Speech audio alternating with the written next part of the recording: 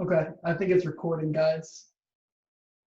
So, hi, I'm Corey, I'm Christa. Hi, I'm Alyssa. and we are Over Tourism. Yeah. Take it away, Krista. All right, so in short, overtourism occurs when there are too many visitors to a particular destination. Too many is a subjective term, of course, but it's defined in each destination by local residents, hosts, business owners, and tourists. When rent prices push out local tenants to make way for vacation rentals, that's overtourism. When narrow roads become jammed with tourist vehicles, that's overtourism. When wildlife is scared away, when tourists cannot view landmarks because of the crowds, when fragile environments become degraded. These are all signs of overtourism. Next slide. Okay, so tourism is ruining the environment, and from beaches being trashed to the global average temperature rising, humans are seeing the harsh consequences of their luxury.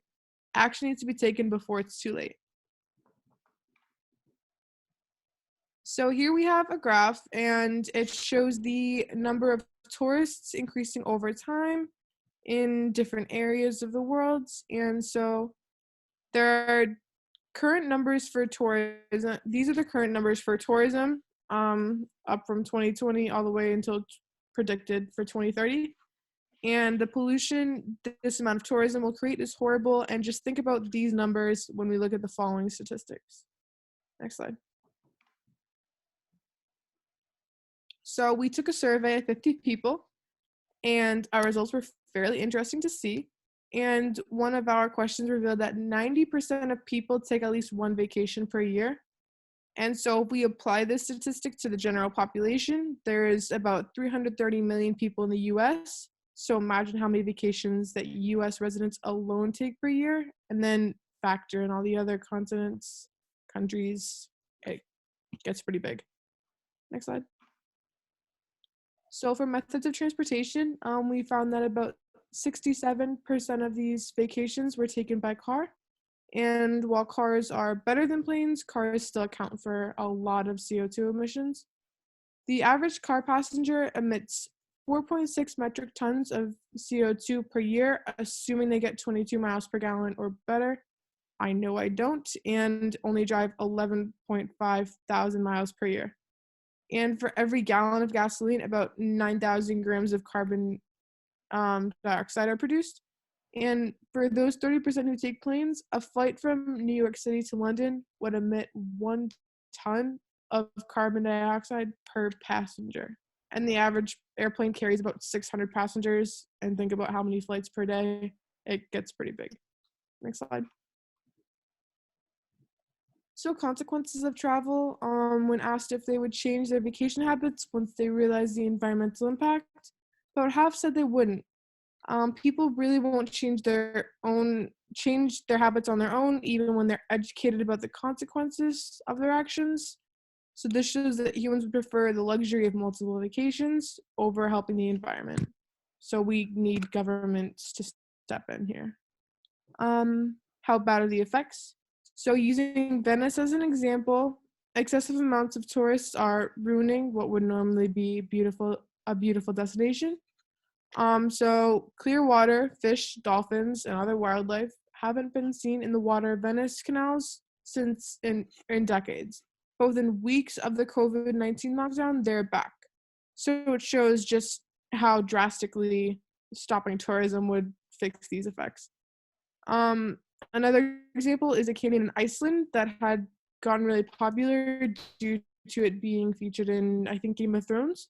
And they actually had to ban tourists due to the damaging effects. And even though they were banned, tourists were ignoring it and sneaking in overnight and jumping through all these hoops to try to just get a glimpse of this one canyon. Next slide. So other effects we're causing, excessive use of water resources. So things like swimming pools, golf courses, hotels, and even personal use.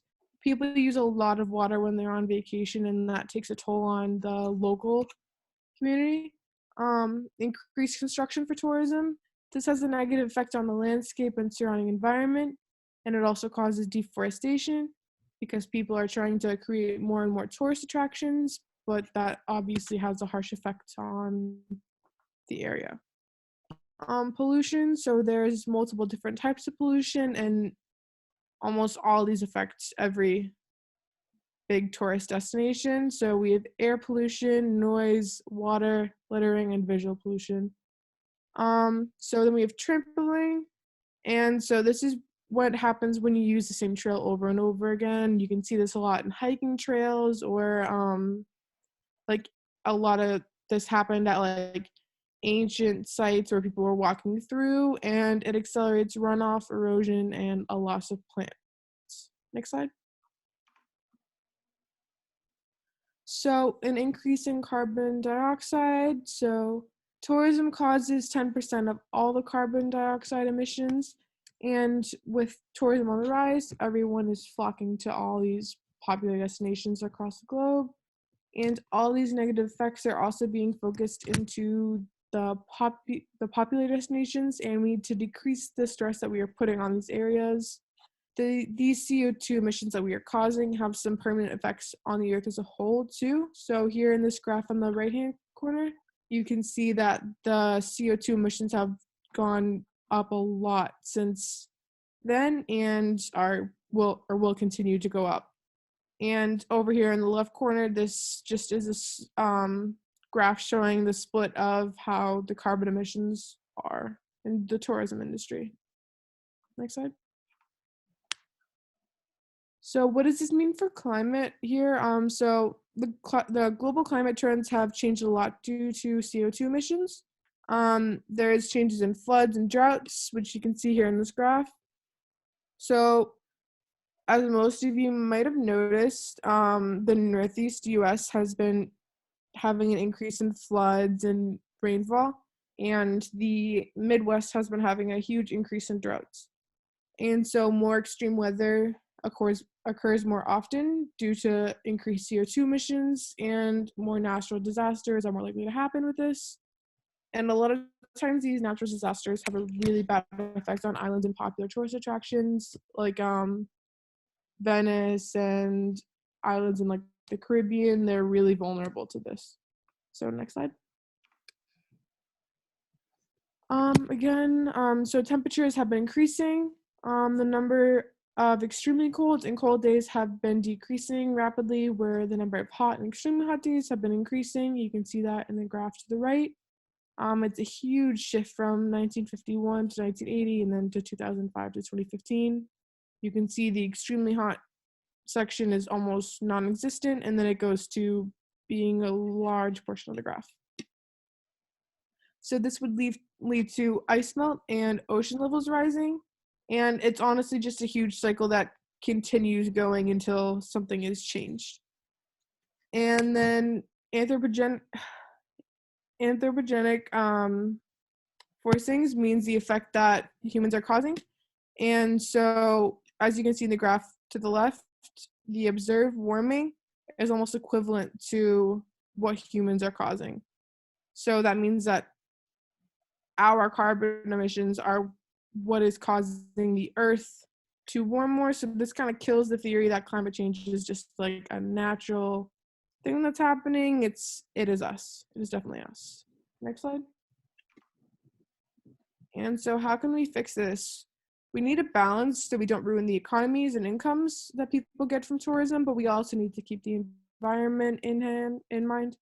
Some suggestions are capping the number of tourists, stricter laws and policies on tourism, taxing tourists, encouraging tourism in less popular destinations, limiting the number of personal flights, and use other methods of travel like trains, and searching for solutions for more efficient international travel with less CO2 emissions than a normal flight would have. And we need more research and trial and error with all these. And that's it for environmental effects. Okay, so on to the economic impacts of tourism.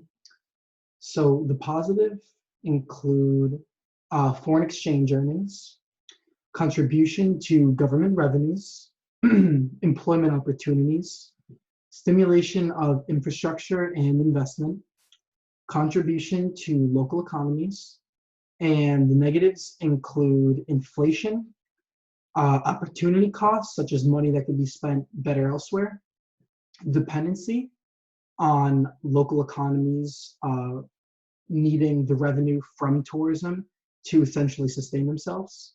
The seasonality of tourism also creates an unsteady revenue stream, and prostitution and the underground economy is only further supported by mass tourism. So what caused the global rise in tourism? So jet fuel, it has been tax exempt in the European Union since 1944. Because of this, this allows for artificially cheap airline flights. Additionally, cruise ships burn one of the cheapest and most polluting diesel fuels, known as bunker fuel. This fuel and its associated pollution and public health risks would not be allowed on land. The car industry faces tough standards, but the cruise industry is somehow allowed to use highly contaminated fuel. This enables them to keep profits high, costs low, and invest in building new ships and in marketing to attract more tourists. Global tourism has also led to an emergence of a new middle class. Before the 1930s, most Americans were poor or nearly poor.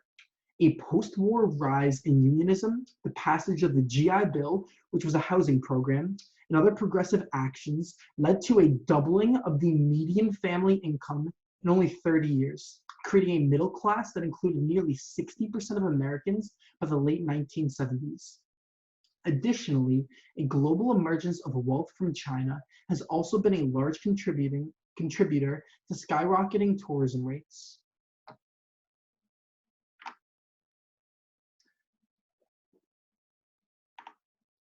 Okay, so tourism has a variety of economic impacts.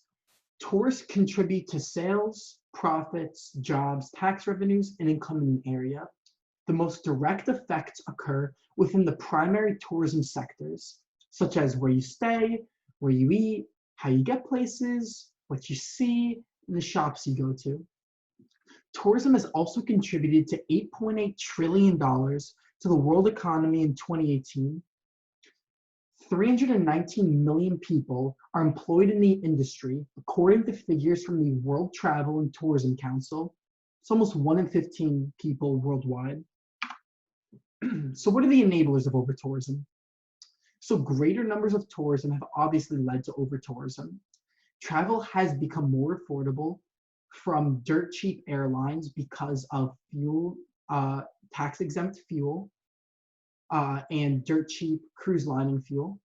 New groups have emerged that previously did not have wealth that does now, that enables them to travel.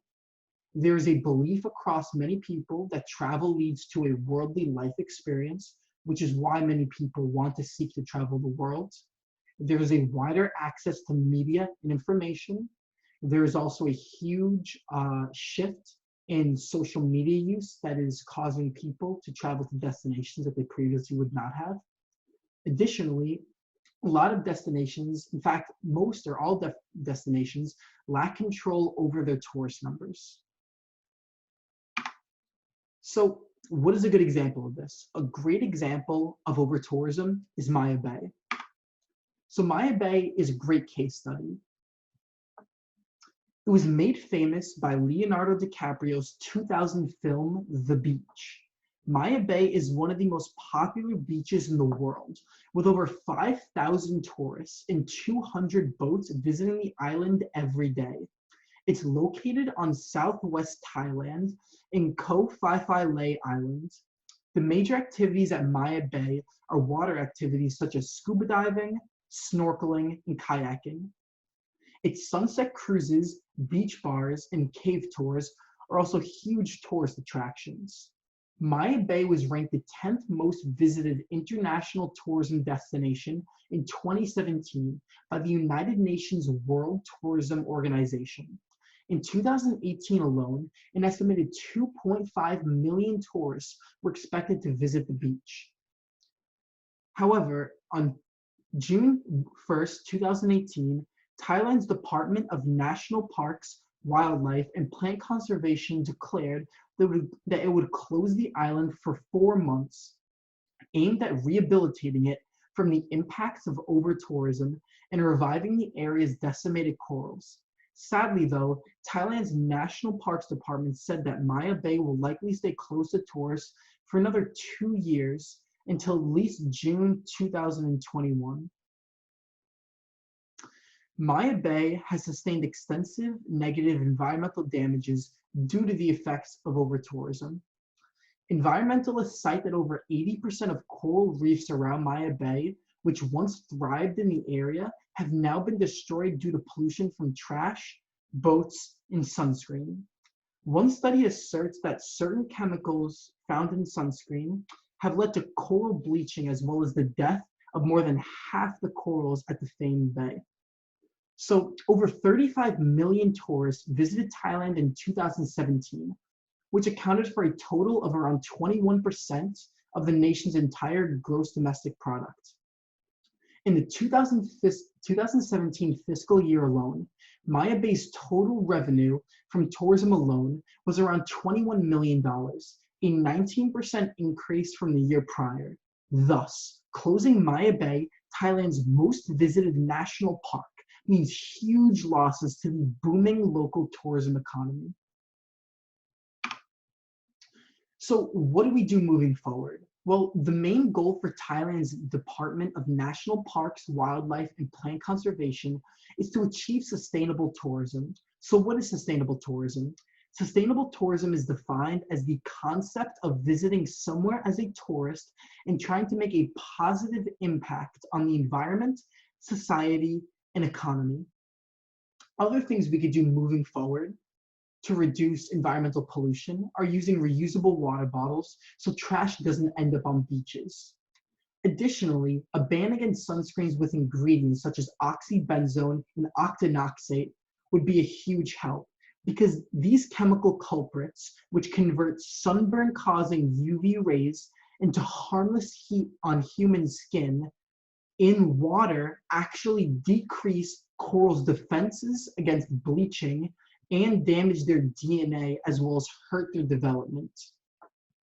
Moreover, business and policymakers can change the course of the environmental crisis in Maya Bay by limiting the number of tourists and boats visiting at any given time, and as a result, reduce trash and pollution. Furthermore, policymakers should also increase the entry fee as ticket prices were only a mere $12. Not only would this help keep tourist numbers down, but also this would result in greater revenue generated for the local tourism economy. I believe that Maya Bay creates an exceptional case study of how environmental protection policies need to change in heavily visited sites so that the infrastructure can be preserved for every next generation.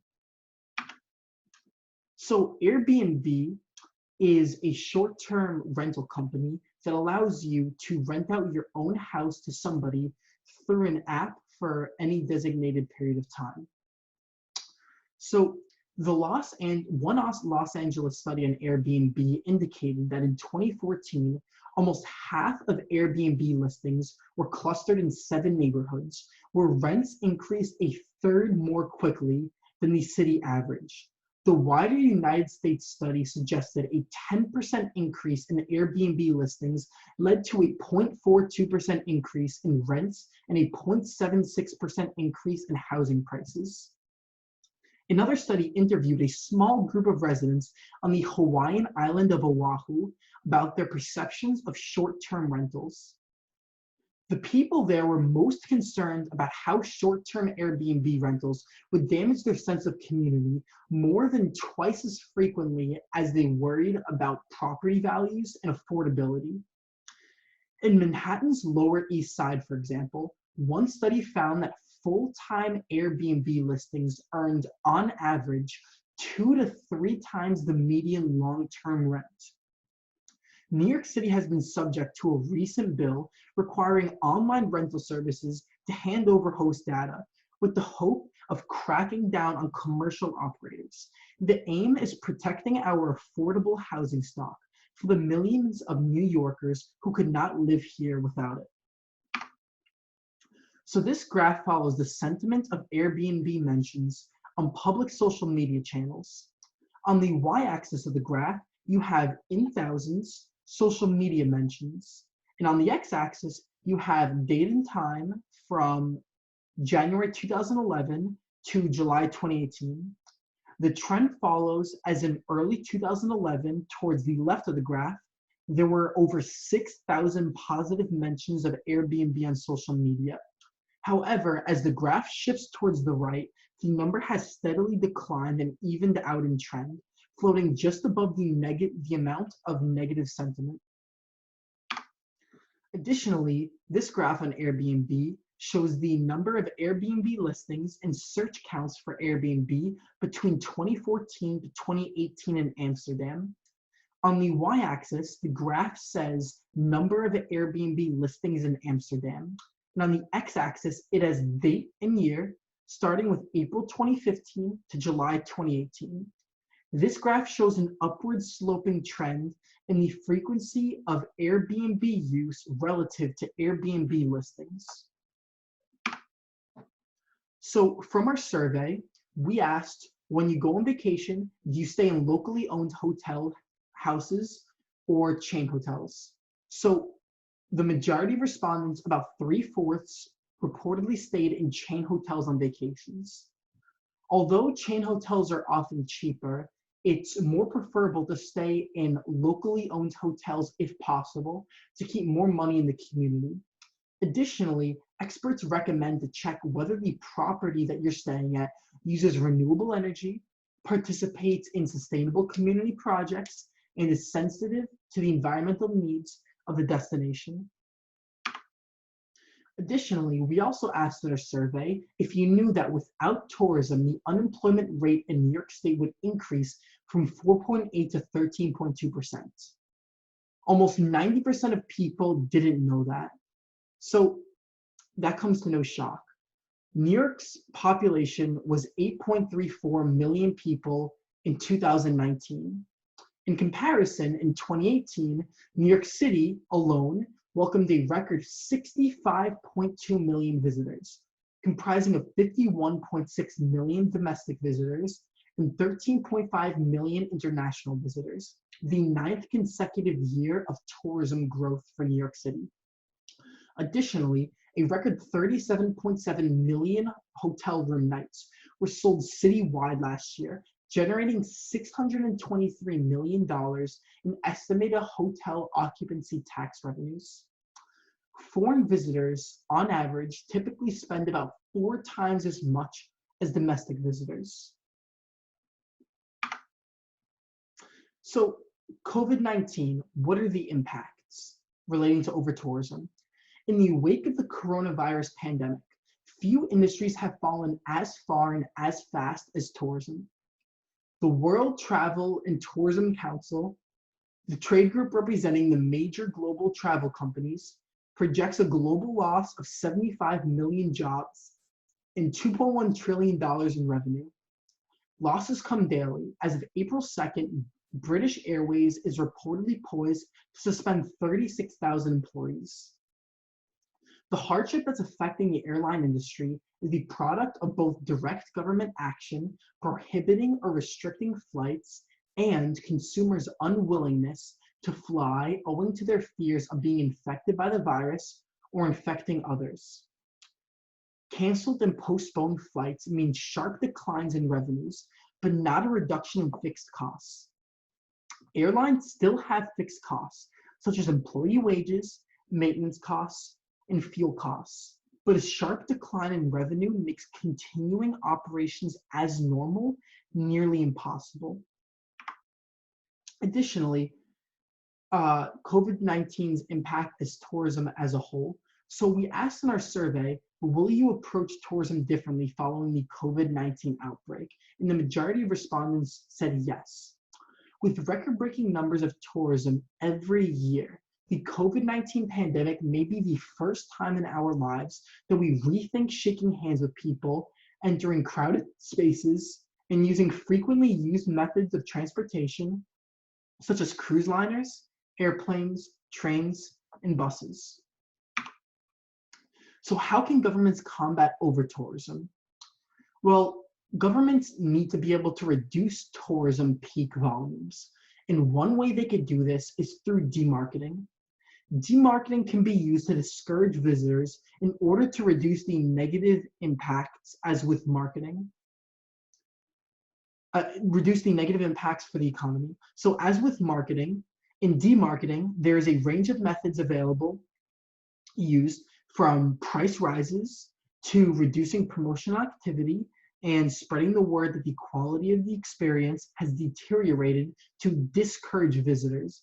Additionally, governments can improve and increase capacity in places to be able to hold larger numbers of tourists. So, in conclusion, as amazing as tourism is in contributing to the local and nationwide sites around the world, as much as $8.8 trillion to the world economy in 2018, its negative impacts can be catastrophic for certain areas.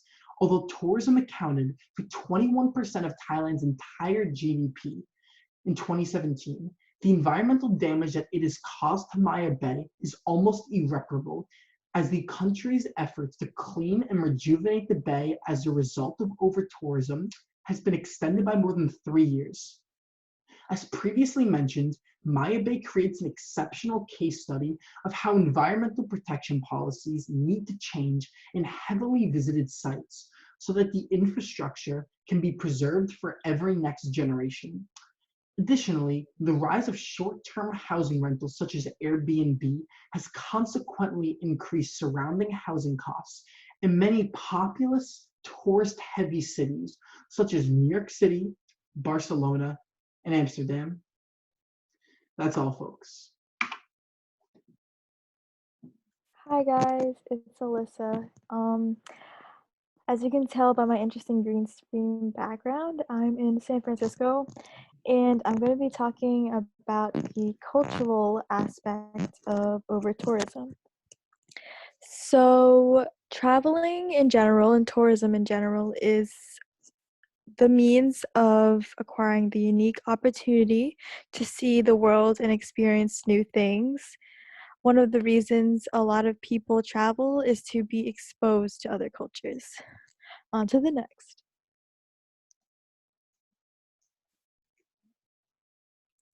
So, something that we should all keep in mind when we travel to foreign countries is that we're on somebody else's land and that we should respect the customs that accompany our experiences there, because one of the undesired impacts of the growing tourist development movement is cultural dilution.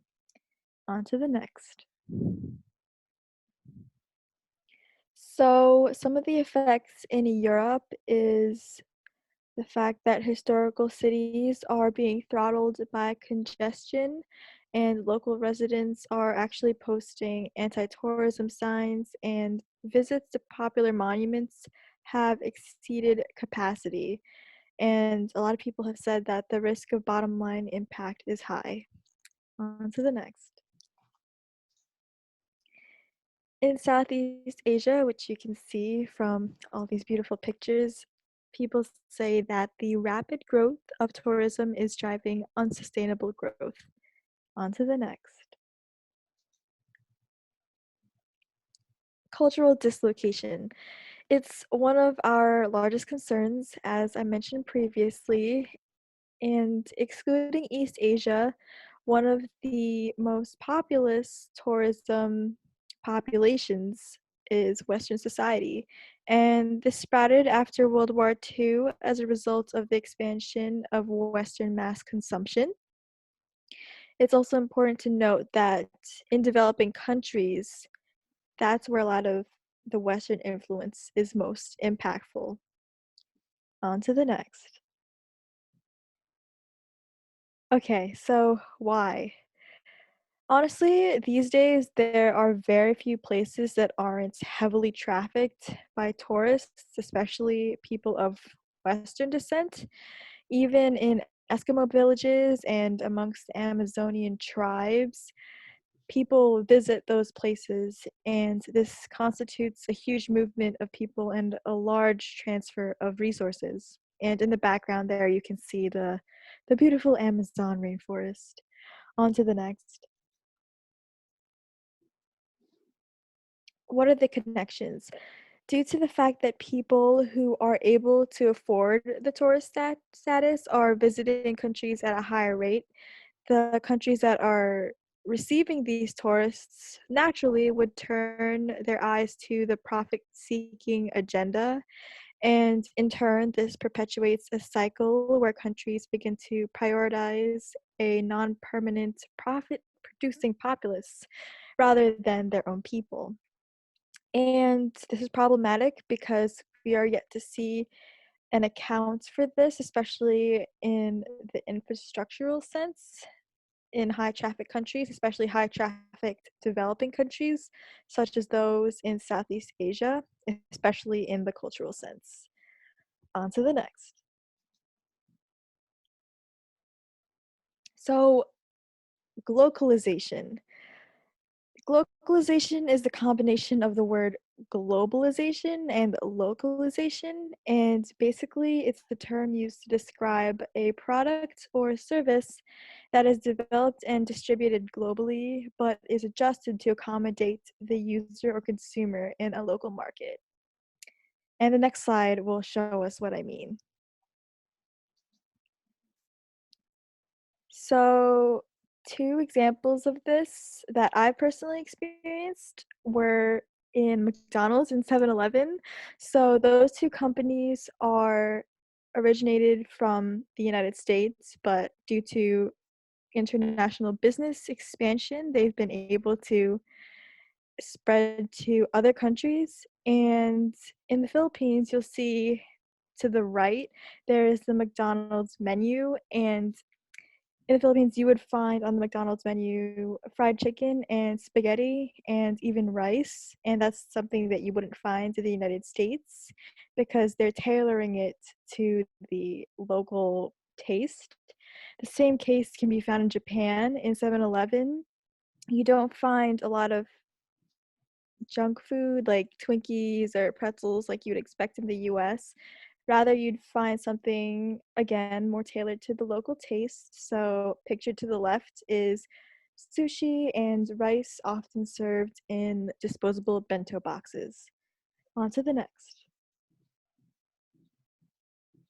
So, this has a big effect on Indigenous people because it's difficult to maintain a centralized and focused culture when masses of people are arriving at your homeland. And like I said before, Western entities are particularly powerful in the economic and political realm, so that also transfers into social power as well. Socially, Indigenous people are most at risk when it comes to possible cultural erosion because their traditions and heritages are not as protected as they should be, and they should be valued more highly because those cultures are very enriching. On to the next. Examples of this can be found countless times throughout history in examples of colonialism, and even today, modern examples of that are through cultural appropriation, where people don't exactly respect or understand when they kind of take advantage of some cultural traditions. Tourism, in certain ways, is an extension of domination, especially when exercised by Western society. And cultures are often infiltrated from their roots, which originally stem from the indigenous people of that land or area. So basically, it's important to see and consider our influence and how we can affect the negative spread of cultural destruction. On to the next. So another interesting real life example is the Beachcomber Islands. I actually watched a video about this, and somebody was explaining how that specific set of islands, the Beachcomber Islands, are a highly trafficked and pretty popular vacation destination. But what they did there was pretty smart. So what they did is they separated the local people, the native people who inhabit the island, and the tourists. So there are certain islands designated only for tourists so they can see the land and experience the culture, but at the same time, they are away from the local people, which I think is kind of a smart system, but at the same time, not all of our heavily trafficked tourist areas are able to do that. For example, New York City is kind of just one big place of land, and you can't really divide up the locals from the tourists because they're intermixed. So that's a great solution for islands, but not plausible for every tourist destination. On to the next. So some of the survey results we received in terms of culture are the following. So a question we asked is, do you find it important to assimilate yourself into the culture of a foreign country you visit? And almost 84% of our responders said yes, so that's great. And that's very important to keep in mind. On to the next. And a lot of the aspects that people find most memorable when vacationing are cultural aspects, such as the food, the people, the monuments, and engaging activities. So, in order for us to continue to enjoy those privileges, we need to maintain them and not disrespect or take advantage of them. On to the next. And another interesting result we received was the fact that most of our surveyed population would actually rather go to a lesser known vacation area. So, like I was talking about before with the indigenous people and just culture in general, it's important, especially in the lesser known areas, to be mindful of our place as tourists and just remember that we need to respect the culture and preserve it because that's some valuable stuff in history. On to the next. Okay, so at the end of our survey, we had a lot of interesting results, and a lot of you guys are kind of in your bag. So I hope you guys are okay and Yeah, I doing really well. hope you guys are okay. Yeah, facts. The morale is kind of low, but I guess that's okay. I mean, Yeah, you guys need more self. facts. It's gonna get that bad. Yeah, it'll be okay. Netflix, I guess. Yeah. On to the next. we yeah, we're just wondering why some people would rather be blind. We would love to hear your responses in our discussion I don't get it. on Blackboard. Why? Please throw that in to your Sight is discussions awesome. afterwards. Yeah, on to the next. Yeah, personally, it's an absolutely not for pineapple on pizza. How do you feel, Corey? You need to do the thing where you speak into the mic really loud. Absolutely not. I'm Yeah, sorry. absolutely not. Nah, I mean, I'm all for it. Put your fucking fruit on put your fruit on pizza. Yeah, I don't Use think my so. language. Krista and I have beef because I'm just kidding. Yeah, I like bacon and pineapple on my That's pizza. disgusting. I won't eat ham though, so Yeah, no ham.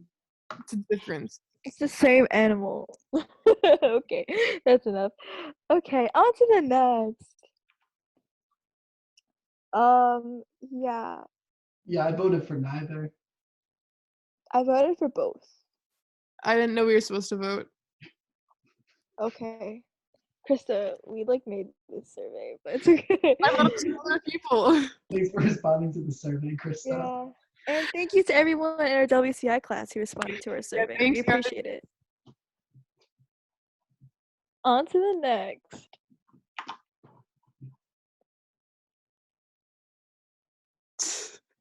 Yep. So, do you ever feel like a plastic bag drifting through the wind wanting to start again? So, the majority of respondents said sometimes. The second majority said always. And the slim majority said never. To everybody who said never, tell me why. Is your life just that much better than mine? Please feel free to put this as Please feel a free to part of drop a your comment on discussion. Blackboard. Yeah, Yeah, Blackboard is an open platform, after all. completely. We encourage freeform discussion. Absolutely. All right, well, we have a sit, right? Okay, sure. So thank you for tuning into our presentation. I hope you enjoyed it nearly as much as we enjoyed making it for you. And I hope that everybody out there in the pandemic has a fantastic rest of their semester.